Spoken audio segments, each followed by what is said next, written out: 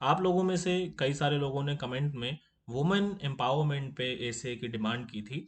तो उसको देखते हुए मैं वुमेन एम्पावरमेंट पे आपके लिए एक एसे लेकर के आया हूँ।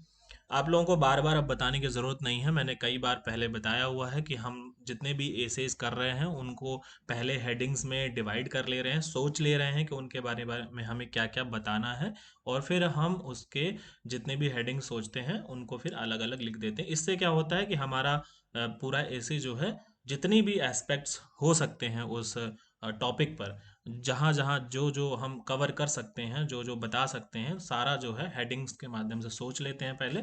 फिर एक सीक्वेंस से हम उसको एक्सप्लेन कर पाते हैं अपने एसे में। और चूंकि ये इसे 500 वर्ड्स में लिखना है आपको, तो 500 शब्दों में आपको लिखना है, तो ये भी ध्यान रखना है कि आपके 500 शब्द जो है बहुत ज़्यादा नहीं होते, क्योंकि 3 साढ़े 3 पेज में आप आराम से 500 शब्द लिख लेते हैं। कोई तो 3 पेज में, बहुत सारे ऐसे बच्चे हैं जो 2.5 पेज में भी लिख रहे हैं। हालांकि 2.5 पेज काफ़ी छोटे और काफ़ी मतलब कम स्पेस दे के अगर आप लिखेंगे तो 2.5 पेज में होगा। लेकिन बहुत सारे बच्चे हैं जो 3 साढ़े 3 में ज़्यादातर लिख रहे हैं।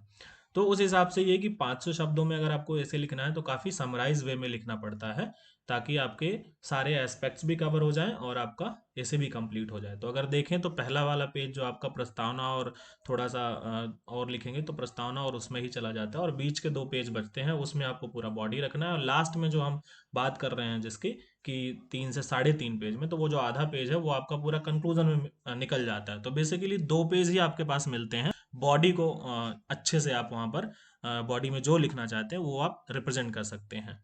ठीक है। तो वुमेन एम्पावरमेंट की भी हमने हेडिंग्स बना लिए हैं। पहला नंबर परिचय है, दूसरा महिला सशक्तिकरण का क्या अर्थ है, मतलब महिला महिला सशक्तिकरण यानी वुमेन एम्पावरमेंट की जब हम बात करते हैं तो क्या है उसका मीनिंग वुमेन एम्पावरमेंट, और कहाँ कहाँ पर किस किस तरीके से वुमेन एम्पावरमेंट होता है, उसके लिए हमने वुमेन एम्पावरमेंट की ऐतिहासिक पृष्ठभूमि और उसके लिए कहाँ कहाँ पर वुमेन एम्पावरमेंट हुआ है या हो सकता है, हम जो है आयाम पर बात करेंगे, और लास्ट में हम बात करेंगे निष्कर्ष पर। तो कुल मिलाकर हमने 5 हेडिंग यहाँ पे बना दी हैं, और 5 हेडिंग आपकी, एक तो परिचय, एक निष्कर्ष हो गया, और 3 हेडिंग आपकी हो गई बीच की। और यहाँ पर आप देखेंगे महिला सशक्तिकरण की ऐतिहासिक पृष्ठभूमि, और या फिर ऐतिहासिक पृष्ठभूमि ना लिखें तो आप इसे विभिन्न कालों में महिला सशक्तिकरण की स्थिति क्या रही है। जब आप ऐतिहासिक पृष्ठभूमि बताएंगे महिलाओं की, महिला सशक्तिकरण की, तो काफ़ी पीछे से जा करके बताएंगे। तो कुल मिलाकर के इस तरह से वुमेन एम्पावरमेंट का जो है पूरा स्ट्रक्चर रहेगा एसे का। तो चलिए शुरू करते हैं। मैं आपको बता दूं कि जो लोग नए हैं वो चैनल को सब्सक्राइब तो कर ही ले, और मैं आपको खुद अपनी तरफ से बताना चाहता हूँ कि मुझे बहुत अच्छा लग रहा है कि आप लोग वीडियोस को लाइक कर रहे हैं, और कमेंट में बहुत अच्छे अच्छे कमेंट लिख रहे हैं। कुछ बच्चों ने इतने बढ़िया कमेंट लिखे हैं, मैं पढ़ करके सीरियसली मुझे इतनी अंदर से खुशी हुई कि मतलब जो मैं हार्डवर्क कर रहा हूँ आप लोगों के लिए वो सच में मतलब वर्थ इट है। तो यार आप लोग जो कमेंट में लिख रहे हैं ऐसे ही लिखते रहिए। जब भी आप मैं कोई आपको वीडियोस देता हूँ, आप 2 मिनट मतलब 2 सेकंड का टाइम निकाल के जस्ट फटाफट कमेंट में कुछ ना कुछ लिख दिया करिए। ठीक है। और प्लान कर रहे हैं कि एक जो है लाइव सेशन, या तो हम जूम कॉल के थ्रू, और या फिर हम यूट्यूब में ही लाइव आकर के आपस में सब लोग बात कर लेंगे। अगर मैं यूट्यूब में लाइव आऊँगा तो आप लोग कमेंट के जरिए पूछ पाएंगे, पर अगर हम वीडियो कॉल या कहीं पर ग्रुप कॉल पे ऐसे कनेक्ट हो जाएंगे तो वहाँ पर आप डायरेक्टली बोल करके सवाल पूछ पाएंगे। और इस वीडियो के एंड में मैंने आपके लिए बहुत अच्छा सा कोट दिया हुआ है, उसको आपको क्या करना है, उसका मीनिंग बताना है, कि उस कोट को समझाना है कि क्या है। तो उसका मीनिंग आप कमेंट बॉक्स में लिख सकते हैं। ठीक है। तो चलिए शुरू करते हैं बिना किसी देरी के। पहले देखते हैं सबसे पहले परिचय, और बीच बीच में आप बाकी की बातें हम करते रहेंगे। तो देखते हैं प्रस्तावना। प्रस्तावना में हमने लिखा हुआ है कि भारत अपने इतिहास और संस्कृति की वजह से पूरे विश्व में विशेष स्थान रखता है। तो ये तो आप हर जगह लिख सकते हैं। जैसे कि आप कोई और ऐसे भी लिख रहे हैं तो आप उसमें भी ये चीज़ लिख सकते हैं। जैसे आप पर्यटन पे लिख रहे हैं तो भारत अपने इतिहास और संस्कृति की वजह से पूरे विश्व में विशेष स्थान रखता है, ये वहां पर भी लिख सकते हैं। तो ये बहुत अच्छी लाइन है, इसको आप कहीं पर भी चिपका सकते हैं। ध्यान रखिएगा। ठीक है। परंतु यह एक विडंबना है। अब यहाँ से हमें क्या करना है, उसकी पृष्ठभूमि बनानी है अपने ऐसे की महिला सशक्तिकरण की, कि भारत जो है एक विशेष स्थान रखता तो है विश्व में, लेकिन यह एक विडंबना है कि विडंबना से कम नहीं कि आज़ादी के इतने साल बाद भी महिलाएं पुरुषों के बराबर सशक्त नहीं है। मतलब आज़ादी के इतने साल हो गए हैं, लेकिन आज भी आप देख रहे हैं अपनी सोसाइटी में, अपने आसपास की महिलाओं की जो है, महिलाओं और पुरुषों में कितना जेंडर गैप है। वैसे तो आज़ादी के बाद देश के सामाजिक, आर्थिक एवं राजनीतिक परिस्थितियों में अनेक सुधार हुए, लेकिन महिलाओं को सशक्त करना अभी भी आवश्यक है। तो बहुत सारे सुधार हुए हैं, सामाजिक, आर्थिक, राजनीतिक। मैं आपको एक चीज़ और इसमें बीच में बता दूं, सामाजिक, आर्थिक, राजनीतिक, सांस्कृतिक, शैक्षणिक, ये ऐसे शब्द हैं ना, इनको आप एकदम ना जहन में बसा लीजिए, क्योंकि सामाजिक, आर्थिक, राजनीतिक, शैक्षणिक, ये ऐसे ही जो एस्पेक्ट्स हैं, इसमें सब कुछ कवर हो जाता है ना। तो ये जो शब्द हैं इनको आप एकदम जहन में बसा लीजिए। किसी के भी बारे में बताना हो कि इसका इस्तेमाल है, इसका असर है ना, उसका प्रभाव है, वो कहाँ कहाँ होगा, सामाजिक तौर पे होगा, आर्थिक तौर पे होगा, राजनीतिक तौर पे होगा, हर एक परिस्थिति को आपको बताना होता है। तो ये तीन चार शब्द ऐसे हैं, इनको आप एकदम रट डालिए, ठीक है। ये अब यहाँ पर देखिए एक उदाहरण के तरीके से समझा रहे हैं, कोटेशन ही समझिए आप इसको। आप चाहें तो इसको कोटेशन समझ के पहली वाली लाइन पे यहाँ पर भी लिख सकते हैं, ठीक है। मैं बिल्कुल आपको ये नहीं मना करूंगा कि आप कोटेशन से नहीं शुरू कर सकते हैं। अगर कोटेशन से आप शुरू करते हैं बहुत अच्छा इम्पैक्ट पड़ता है। तो आप अब देखिए, सबका लिखने का अपना अलग अलग तरीका है। मैं बहुत सारे इस देखिए इसमें बहुत सारे कोटेशन डाले जा सकते हैं, इसे में ऐसे में इसमें। तो मैं बहुत सारे कोटेशन आपको आगे बताऊंगा भी। जैसे देखिए कोटेशन ही है एक तरीके का, कि यदि एक पक्षी के पंख को काट दिया जाए तो उड़ान भरने में सक्षम नहीं होगा वो। उसी प्रकार यदि किसी देश की आधी आबादी के रूप में महिलाओं को योगदान से वंचित कर दिया जाए तो वह देश प्रगति करने में सक्षम नहीं होगा। जैसे पक्षी है कोई और उस पक्षी का एक पंख काट दिया जाए तो वो तो उड़ नहीं सकता।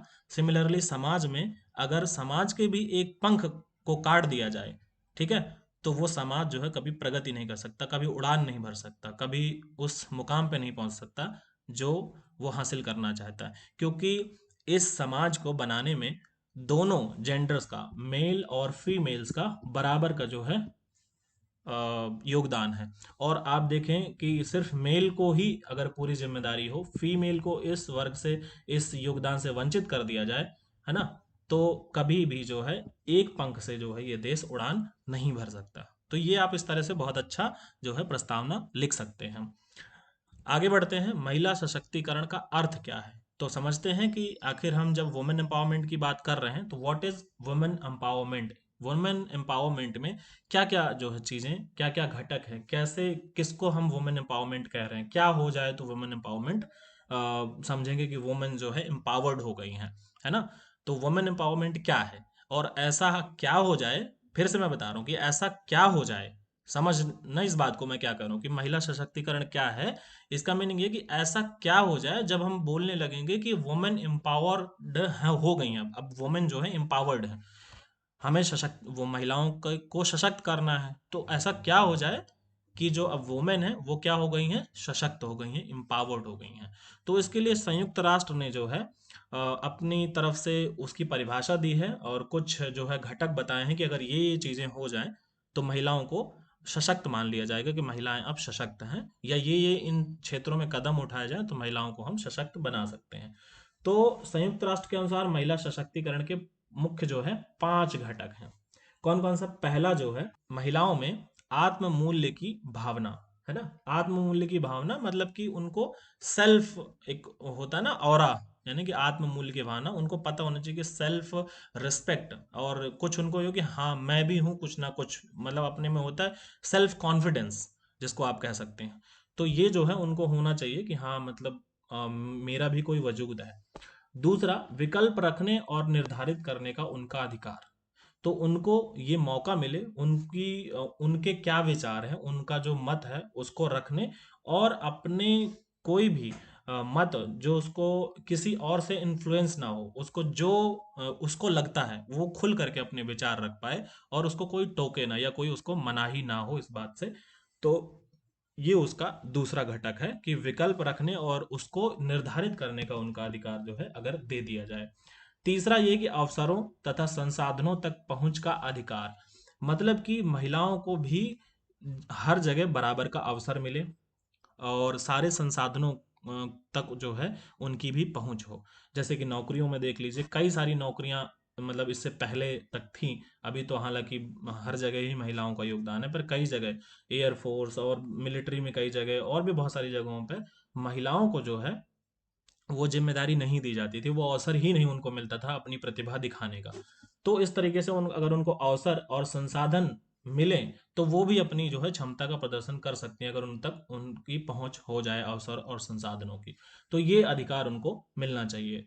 चौथा, अगर हम घटक की बात करें कि घर के भीतर और घर के बाहर दोनों स्थितियों में अपने जीवन को नियंत्रित करने की शक्ति रखने का अधिकार हो।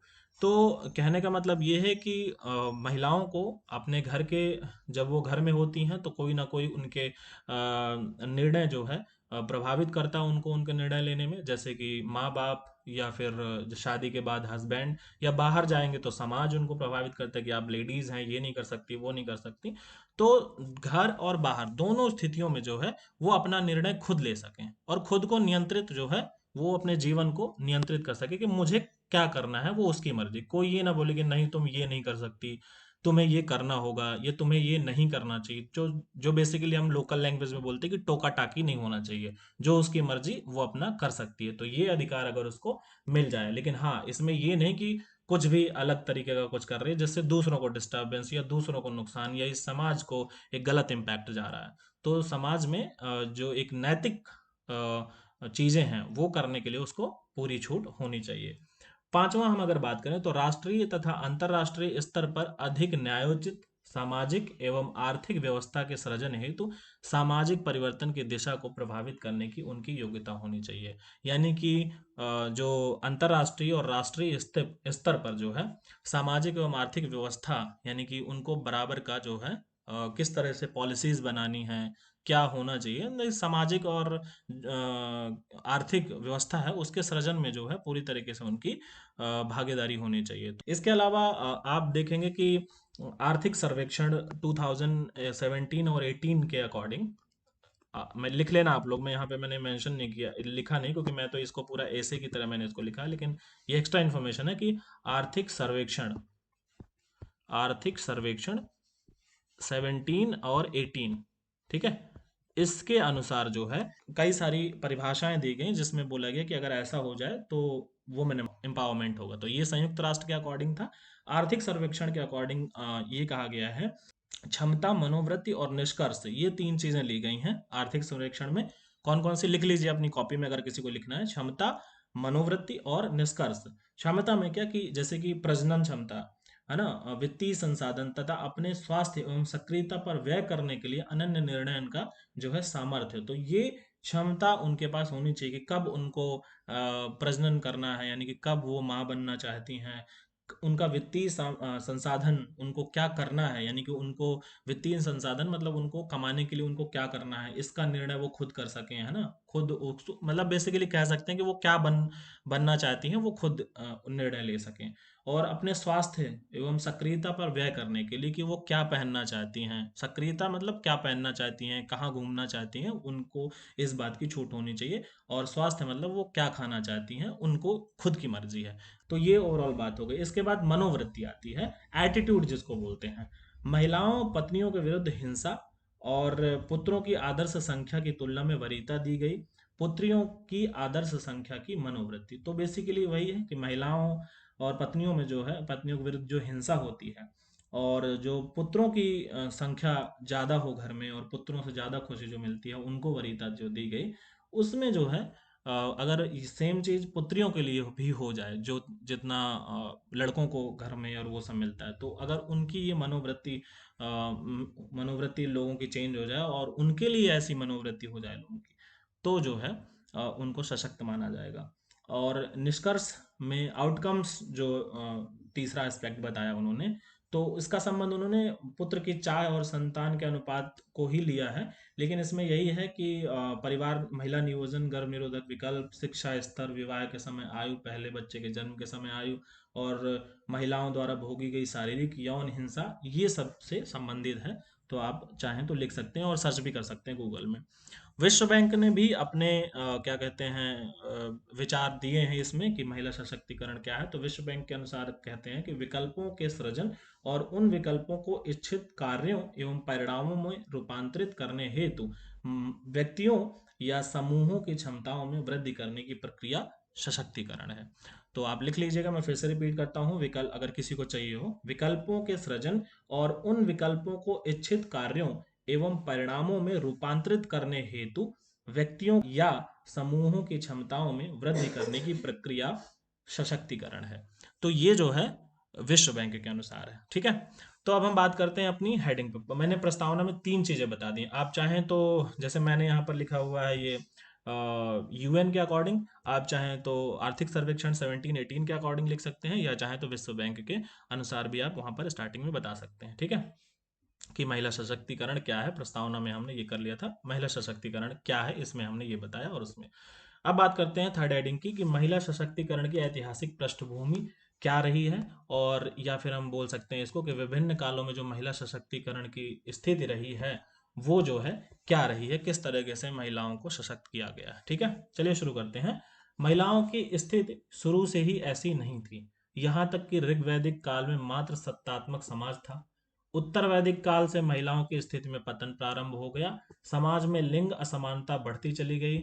इससे इसने महिलाओं के विरुद्ध बाल विवाह, सती प्रथा, जौहर इत्यादि सामाजिक बुराइयों की श्रृंखला को जन्म दिया। और इसके बावजूद भी सफल महिलाओं के उदाहरण देखने को मिलते हैं, जैसे लोपामुद्रा, मैत्री, गार्गी, अहिल्याबाई होलकर, ये सब जो हैं जो महिलाओं के उदाहरण हमको देखने को मिलते हैं जो सफल और सशक्त महिलाएं थी। लिखा हुआ है ऋग्वेद में कि किसी पदार्थ के समान अर्धांश होने के कारण पत्नी और पति प्रत्येक संबंध में समान होते हैं, इसलिए दोनों को सभी धार्मिक एवं लौकिक कार्यों में संयुक्त और समान रूप से भाग लेना चाहिए। उपनिषद भी ये स्पष्ट करते हैं कि हमारी व्यक्तिगत आत्मा ना तो पुरुष है और ना ही स्त्री है। तो ये बहुत अच्छी अच्छी चीजें मैं आपको बता रहा हूँ, आप नोट कर लीजिए। मतलब आप इसको लिख सकते हैं कि जो हमारे उपनिषद हैं, तो उपनिषद हमारे क्या कहते हैं कि कोई भी ह्यूमन बीइंग की जो व्यक्तिगत आत्मा है वो ना तो पुरुष है और ना ही स्त्री है, तो ऐसा उपनिषद कहते हैं। ठीक है, तो हम लोगों ने अब जा करके इस एरा में आकर के हम लोगों ने ये जो जेंडर गैप क्रिएट कर दिया है वो अब आके कर दिया, हालांकि पहले ऐसा नहीं था। और इसके बाद हम यहाँ पर बताया गया है कि ऋग्वैदिक काल में जो है ऐसा होता था, लेकिन ऐसा होता था कि ऋग्वैदिक काल में महिलाओं को इतना, मात्र सत्तात्मक समाज था और महिलाओं को इतना सम्मान दिया जाता था, महिलाओं की स्थिति बहुत अच्छी थी, आपने हिस्ट्री में पढ़ा होगा। लेकिन जैसे जैसे वैदिक काल का प्रारंभ हुआ और वैदिक काल के बाद जब उत्तर वैदिक काल आता है, वहां से महिलाओं की जो है स्थिति में पतन जो है देखने को मिलता है। तो आप देखेंगे कि उत्तर वैदिक काल में महिलाओं के पतन में जो देखेंगे सामाजिक बुराई की, जैसे बाल विवाह, सती प्रथा, जौहर, ये सब सारी चीजें शुरू हो गई। और फिर लोपामुद्रा और ये मैंने बताया, ये कहीं ना कहीं महिलाएं अपने आप में आवाज उठाई और अब सशक्त महिलाएं उभर कर सामने आई।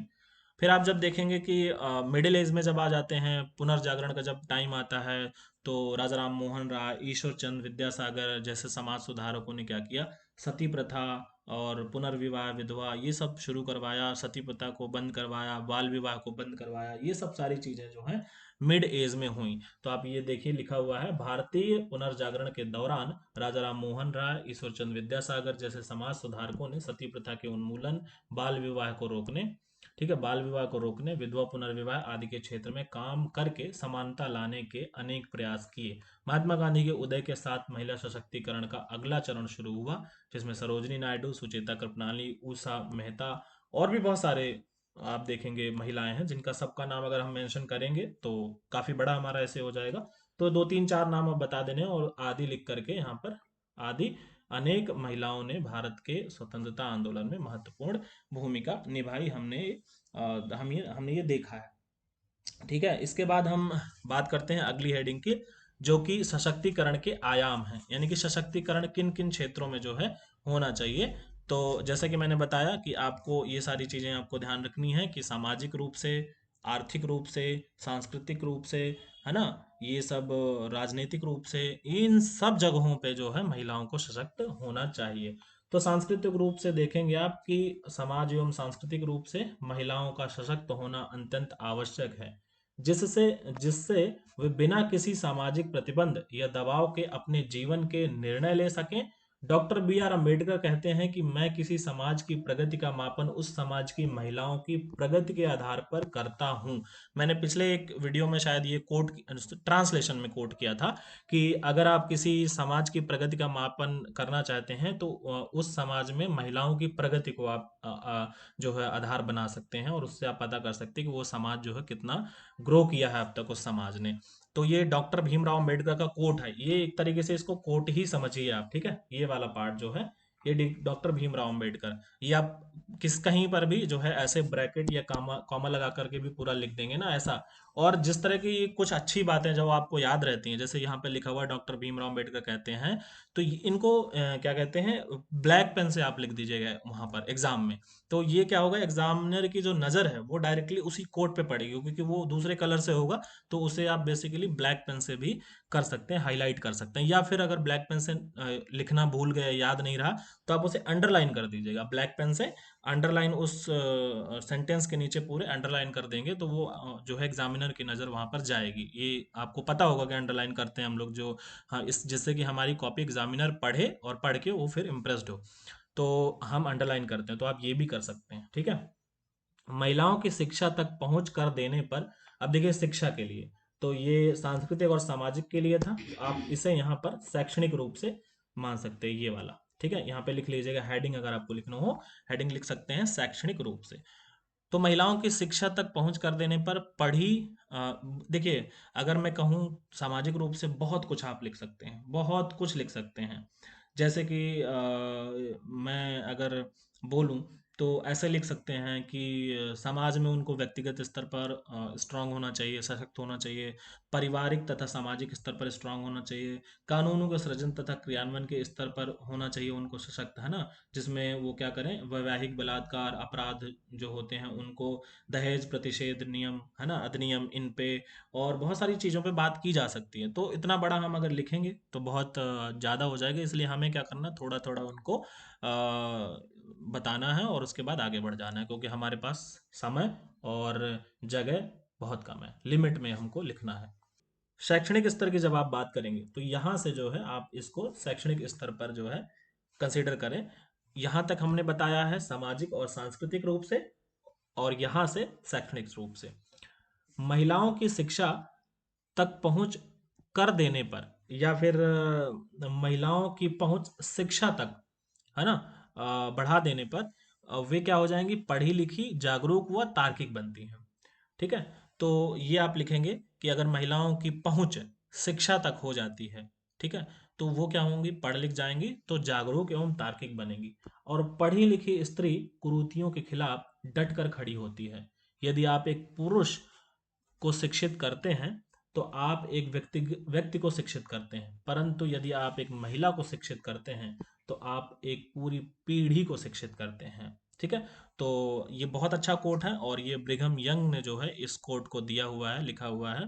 तो ये आप यहाँ पर शिक्षा के लिए कोट कर सकते हैं। देखिए मैं आपको बता दूं कि आपको जहां पर जरूरी हो कि ये कोट एकदम सटीक बैठ रहा है, वहां पर कोट लिख देने में कोई बुराई नहीं है। लेकिन अगर कोई भी कोट सटीक नहीं बैठ रहा है, अनावश्यक रूप से कोट नहीं कर लिखने हैं, कोई भी इस तरह के स्लोगन कोट कुछ भी नहीं लिखना है अनावश्यक रूप से। अगर एकदम सटीक बैठ रहा है, पॉजिटिव है, तो ही लिखिए आप, नेगेटिव बिल्कुल नहीं लिखना है। और स्लोगन नेगेटिव नहीं लिखने हैं, कोई भी अननेसेसरी कुछ भी नहीं लिखना है, क्योंकि कॉपी भरना हमारा उद्देश्य नहीं है। एग्जामिनर देख के तुरंत समझ जाता है कि आप कॉपी भरने की कोशिश कर रहे हैं। इसलिए मेरा रिकमेंडेशन यही है आप लोगों से कि आप लोग जब ऐसे लिखिए तो अनावश्यक कोटेशन मत डालिए उसमें, क्योंकि अनावश्यक कोटेशन डालेंगे आप तो एग्जामिनर समझ जाएगा कि आप पेज भर रहे हैं। तो बहुत रिलेवेंट हो, एकदम एग्जैक्ट फिट हो रहा हो तभी लिखिए, जैसे ये वाला एकदम एग्जैक्ट फिट हो रहा है शिक्षा के लिए, ठीक है। शिक्षा पे ही बात कही गई या महिलाओं के लिए ही बात कही। ब्रिघम यंग ने कहा है कि if you educate a man then you educate a individual. आप एक व्यक्ति को शिक्षित कर रहे हैं, ठीक है। If you educate a man, you educate an individual, but if you educate a woman, you educate a entire generation. पूरी पीढ़ी को शिक्षित कर रहे हैं यदि आप एक महिला को शिक्षित कर देते हैं। और ये सच बात है, अगर आप महिला को शिक्षित कर देते हैं तो महिला घर में किसको किसको शिक्षित करती है आप खुद से अंदाजा लगा सकते हैं। बच्चों की पहली जो शिक्षक होती है वो माँ ही होती है ना। अगर आपको एग्जाम में कुछ नहीं याद आता, आप रियल लाइफ से जो है रिलेट करके लिख सकते हैं कि अगर कोई पढ़ी लिखी शिक्षित महिला होगी तो वो क्या हो सकती है। ठीक है, तो लिखने के लिए बहुत कुछ है। ठीक है, अब राजनीतिक स्तर पर बात करेंगे, लेकिन मैं आपको बता दूं कि जो लोग नए हैं वो वीडियो को सब्सक्राइब लाइक करेंगे, चैनल को सब्सक्राइब करेंगे, और वीडियो के लास्ट में मैंने एक कोटेशन दिया हुआ है और वो कोटेशन जो है आपका संस्कृत में है। उस कोटेशन का मीनिंग आपको कमेंट बॉक्स में बताना है कि इस कोटेशन का मीनिंग क्या है एक्चुअल में हिंदी में। ठीक है, तो राजनीतिक स्तर पर देख लेते हैं। महिलाओं को सशक्त किया जाता है तो वह राजनीति में ईमानदारी, सत्यनिष्ठा, परोपकारिता, सहानुभूति आदि जैसे गुणों का विकास करते हैं। महिलाएं आपको पता है इमोशनल होती हैं, तो सहानुभूति जैसे कोई उस तरह की बात होती है तो महिलाओं में कहीं ना कहीं वो सहानुभूति रहती ही रहती है। कितनी भी आप उनको देखें कि कितना भी वो रूल्स और रेगुलेशन के हिसाब से चले, लेकिन कहीं ना कहीं वो एक इमोशंस उनमें रहता है ज़्यादा पुरुषों की अपेक्षा में। सत्यनिष्ठा यानी कि महिलाएं ज्यादातर देखेंगे आप कि ज्यादा भ्रष्टाचारी, ऐसा मतलब ऐसा सर्वे में देखा गया है, ऐसा लोगों का मानना है। और समाज में भी आप देखते होंगे कि महिलाएं जो हैं थोड़ा सा हेल्पिंग नेचर की होती हैं, थोड़ा सा ऑनेस्ट होती हैं, थोड़ा सा क्या आप देखेंगे कि अपने काम के लिए वो क्या करती हैं, डिवोटेड रहती हैं, कि अगर उनको कोई काम दिया गया तो पूरे मन से करती हैं, वो चापलूसी वाला काम नहीं रहता। तो आप देखेंगे कि ईमानदारी, सत्यनिष्ठा, परोपकारिता और सहानुभूति आदि जैसे गुणों का विकास जो है होगा राजनीतिक स्तर पर। और सरकार के निरंतर प्रयास से समय समय पर देखने को ये मिला है कि महिलाओं के लिए राजनीतिक स्तर पर कई सारे कदम उठाए गए हैं। जैसे हाल ही का अगर अभी जिक्र कर लें, महिलाओं को संसद में 33% आरक्षण जो है राजनीतिक स्तर पर उन्हें सशक्त बनाएगा। तो ये सरकार के प्रयास हैं। तो आप लिख सकते हैं कि हाल ही में महिलाओं को संसद में 33% आरक्षण राजनीतिक स्तर पर उन्हें सशक्त बनाएगा। तो ये आप लिख सकते हैं। आर्थिक स्तर पर देखेंगे कि महिलाओं की भागीदारी हो जाए अगर आर्थिक स्तर पर, तो देश की आर्थिक स्थिति में क्रांतिकारी परिवर्तन होता है। भारत वर्तमान में इसका परिणाम देख रहा है। स्वामी विवेकानंद के अनुसार अगर हम देखें तो जो कार्य 500 पुरुष मिलकर दशकों में पूरा नहीं करेंगे, है ना, जो कार्य 500 पुरुष मिलकर दशकों में पूरा करेंगे, दो बार मिलकर लिख गया, दशकों में पूरा करेंगे, वही कार्य मात्र 50 समर्पित महिलाओं की सहायता से कुछ वर्षों में पूरा किया जा सकता है। तो ये भी एक कोटेशन है। और देखिए आर्थिक स्तर पर कैसे बढ़िया ये कोटेशन यहाँ पर जो है फिट हो रहा है। तो जहां पर कोटेशन फिट हो रहा है वहां पर आप लिखिए, बहुत सुंदर कॉपी लगेगी और एग्जामिनर आपको अच्छे मार्क्स देगा। लेकिन अननेसेसरी नहीं लिखना, मैं फिर भी बता रहा हूँ। जैसे मैंने जितने भी एसेस बताए हैं अभी तक मैंने किसी में कोटेशन नहीं डाला है, शायद एक में डाला था मैंने, है ना। तो मैंने क्योंकि कोटेशन ज़्यादा ढूंढे नहीं, क्योंकि मेरे को समय कम मिलता था। कोटेशन आपको याद कर लेने हैं। कोटेशन आपको अगर मैं देखिए समय मिलता है तो मैं कोशिश करूंगा कि कोटेशन हर एक टॉपिक के लिए दो दो तीन तीन कोटेशन का पूरा वीडियो ही मैं बना दूंगा, कोटेशन का ही पूरा वीडियो बना दूंगा। तो आप उससे क्या करेंगे, कोटेशन जो है नोट कर लेंगे।